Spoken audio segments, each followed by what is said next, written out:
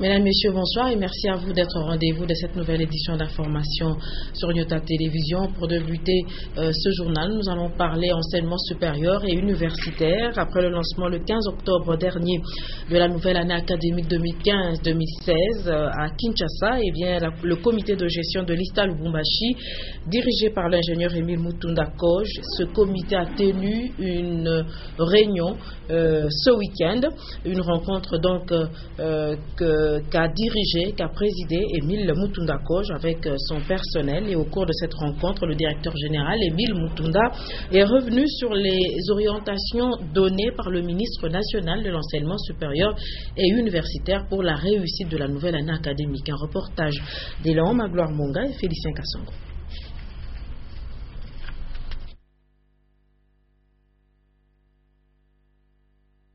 Lancement officiel des activités de l'année académique, l'ingénieur Émile Mutunda Koji, DG de l'ISTA Lubumbashi, a donné à l'intention du personnel académique et scientifique de l'institution qu'il dirige les grandes lignes de conduite à suivre durant cette année. Le sens de la manifestation que nous venons d'organiser aujourd'hui, c'est juste une déclinaison au niveau de notre institution des directives de l'ouverture de l'année académique 2015-2016 qui a été solennellement ouverte par son Excellence Monsieur le ministre de tutelle, le professeur Théophile Leba, pour toute l'étendue de la République à Kinshasa le 15 octobre. Lundi, les enseignements reprennent. Si tu avais un fardeau qui était au sol, il faut le soulever. Dès qu'il arrive au niveau des genoux, les gens t'aideront plus facilement à le porter plus haut. Et pour l'ingénieur Claude Alota, secrétaire général académique, l'année académique écoulée s'était bien déroulée et tout est mis à l'œuvre pour la réussite de cette nouvelle année qui démarre dès ce lundi 19 octobre. Le programme des enseignements à l'ISTA s'est terminé avec le respect du calendrier académique et sur le corps scientifique et le corps professoral, nous avons un personnel composé de 5 professeurs visiteurs, ordinaires y compris, et nous avons 25 chefs de travaux et assistants chargés de cours qui viennent de l'extérieur, ainsi que notre personnel scientifique propre. Tout ceci font un groupe de travail qui nous permet de donner les enseignements à nos étudiants. Au cours de la même cérémonie, a vécu la présentation et la remise officielle des diplômes par les autorités de l'ISTA au lauréat ayant été proclamé par le ministre le 31 juillet dernier à la collation. L'ISTA Lubumbashi, que dirige l'ingénieur Émile Mutunda Koj, est autonome depuis 2011, année durant laquelle ont démarré le projet et les travaux de construction des infrastructures propres à cette institution étatique qui aujourd'hui détient ses propres auditoires au quartier Kra et une concession de 30 hectares à matérialiser au niveau du village Kawama d'ici l'horizon 2025. Et les usagers de Golf Plateau, Caravia et Mounois ont sûrement constaté qu'un mur a été construit sur l'avenue Mouila où se situe l'hôpital du Cinquantenaire. En effet, ce mur sert de limite de la concession de cet hôpital et finalement la route est coupée à ce niveau. Les usagers doivent désormais emprunter des déviations ou encore autres détours. Un reportage de Consolat Kanja, Félix Kalombo. Sur l'avenue Mouela qui mène vers l'hôpital du Cinquantenaire à la cité Caravia, un mur y est en pleine érection.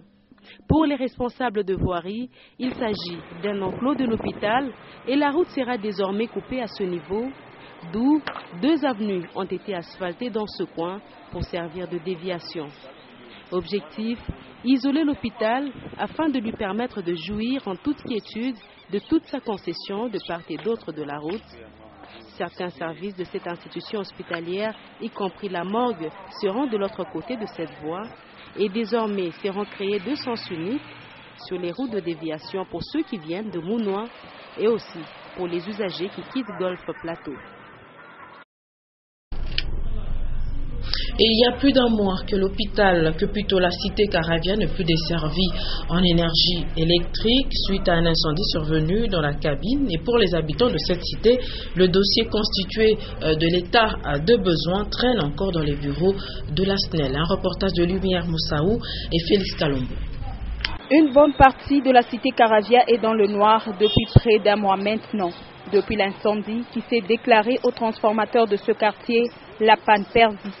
Les câbles dénudés sont visibles et pendent, une situation qui ralentit les activités de ce coin. Le petit commerce tourne au ralenti, les ménagères, elles, ne savent plus faire leurs provisions. les agents de la SNEL bricolent trop dans les quartiers. Maintenant, il n'y a plus de courant. Ils ont promis qu'ils viendront arranger. Jusque-là, rien n'est fait. Ici, maintenant, là, on n'a pas du courant, mais il y a beaucoup de taxes qu'ils demandent. On est censé payer beaucoup d'histoires. Ils demandent l'assurance incendie. Pendant que ça brûlait ici, ils ne sont même pas en mesure de payer les câbles électriques, mais ils demandent l'argent pour l'assurance incendie. Malgré les cotisations, les habitants de la cité Caravia sont dans le noir. Joint au téléphone, le responsable de ce service a déclaré déjà avoir fait son rapport. Le dossier constitué d'un état de besoin en câble serait déjà sur la table de la hiérarchie. La balle est donc dans leur camp. Combien de temps encore la cité Caravia et l'hôpital du Cinquantenaire resteront dans le noir? Personne ne le sait. Et parlons d'un phénomène naturel qui peut causer d'énormes dégâts matériels quand il n'est pas prévenu. Il s'agit de la foudre. Et souvent, en saison de pluie, il est important de placer un parafoudre sur les toits des maisons. Reportage de Dian Kassongo et Ben Kaïm. Destinés à protéger les matériels électroniques ainsi que les personnes contre la surtension, les paratonnerres ne sont pas pourtant utilisés à Lubumbashi. Le manque de ces dispositifs peut conduire à des dégâts énormes causés par des décharges électriques. Selon les ingénieurs en construction, les paratonnerres doivent être posés sur toute catégorie de maisons. Ainsi, ces décharges produites lorsque l'électricité statique est accumulée entre les nuages peuvent tomber également sur des avions ou autres moyens de transport. Durant la période pluvieuse, la foudre peut choisir un arbre pour s'y décharger, d'où l'interdiction de s'abriter sous un arbre lorsqu'il pleut. L'usage des parafoudres est donc important, surtout en cette période de pluie, afin de prévenir les risques. Un mot de santé avec les résultats du contrôle du paludisme dans la concession de l'entreprise minière Tenke Fungurume Mining. Il faut dire que ces résultats sont encourageants. La prévalence de la malaria est réduite de 62% suite à la pratique rigoureuse de certaines règles d'hygiène, et cela même dans les écoles. Rufin Kibambe et Tianilunga. Depuis 2007, Tenke Fungurume Mining a mis en place un programme intégré de lutte contre les paludismes. Objectif, réduire sensiblement, si pas totalement, l'incidence de la malaria dans sa concession. Avec la participation de plusieurs partenaires en santé, dont ISOS, l'enquête sur la prévalence du paludisme dans les écoles est instaurée. Cette enquête se fait 2 fois l'an, au mois de mai et au mois d'octobre. Au mois de mai dernier, la prévalence du paludisme au niveau de toute la concession TFM est de 28%. Elle cible les enfants dont l'âge varie entre 6 et 12 ans, considérés comme population stable. La présente enquête, elle inclut 47 écoles réparties dans 8 aires de santé. Et la taille d'échantillon, donc c'est 1448 élèves âgés de 6 à 12 ans. À l'école primaire Utilizo de Fungurume, 61 enfants choisis d'une manière aléatoire ont été testés à la malaria et ceux positifs sont pris en charge. Les parasites que nous allons trouver chez ces élèves vont nous donner une idée de l'état de la maladie, c'est-à-dire du paludisme au niveau de toute la concession. Pendant ce temps, une autre équipe se charge de la pulvérisation intradomiciliaire d'insecticides à effet rémanent. Une campagne qui s'effectue sur toute la concession TFM et c'est là pendant plus ou moins 3 mois. Toutes ces actions menées par Tenke Fungurume Mining au profit de la communauté ont permis une diminution sensible de la prévalence de la malaria dans la concession, dont le taux est tombé à 28% depuis le lancement du programme en 2007. Et nous allons parler sport avant de nous quitter. Il s'agit de la 32e édition de la Coupe du Congo de handball. Cette coupe a fermé donc octobre à Kinshasa. La finale pour la version féminine a opposé donc l'équipe de fantômes de Mikishi. Donc c'est a opposé Mikishi à Héritage, et donc c'est Mikishi qui a donc remporté cette coupe et qui vient d'être donc sacrée championne de cette 32e édition de la Coupe du Congo. Et avant de nous quitter, je vous propose les grands titres de l'actualité de cette semaine, dans cette semaine en bref qui nous a été concoctée par Janine Boudjou.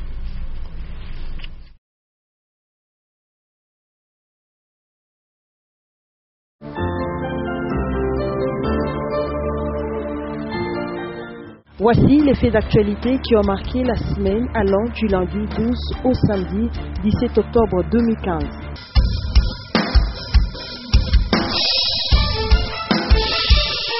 Lundi 12 octobre, la semaine a commencé avec le ministre national des Mines qui s'est entretenu avec les responsables des coopératives minières de la carrière des Mabaya.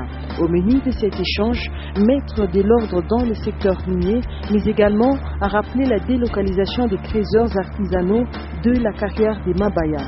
Martin Kabouiloulou a tenu cette réunion aux côtés de son collègue du Katanga, Odax Sompou.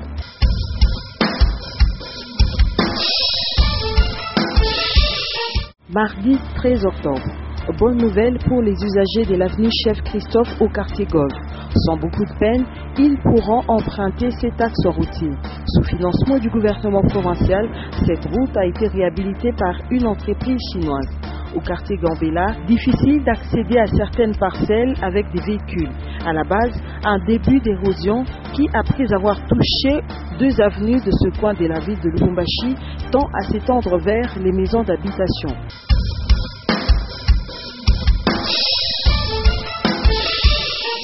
Mercredi 14 octobre, présentation du projet de loi autorisant la Convention de l'Union africaine sur la prévention et la lutte contre la corruption à la Chambre haute du Parlement. Pour certains sénateurs, le gouvernement congolais doit améliorer les conditions de travail et les salaires des fonctionnaires pour lutter efficacement contre la corruption.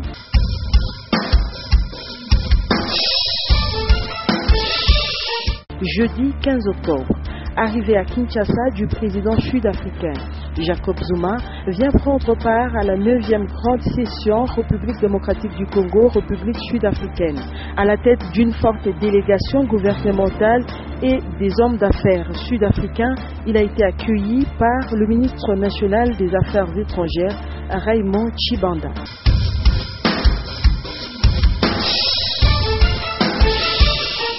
Vendredi 16 octobre, le vice-gouverneur a effectué une mission de travail dans la ville minière de Kolwezi.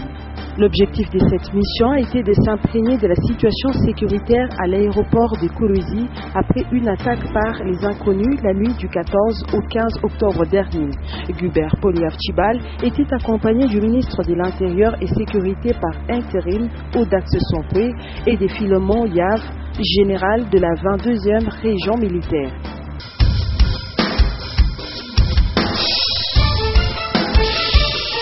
Samedi 17 octobre, élection de 2 nouveaux membres du bureau de l'Assemblée nationale.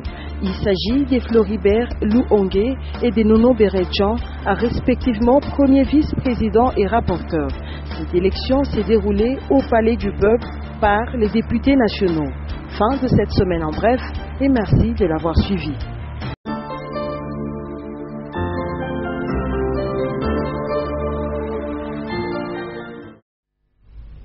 Mesdames et messieurs, c'est ainsi que s'achève cette édition d'information. Merci de l'avoir suivi.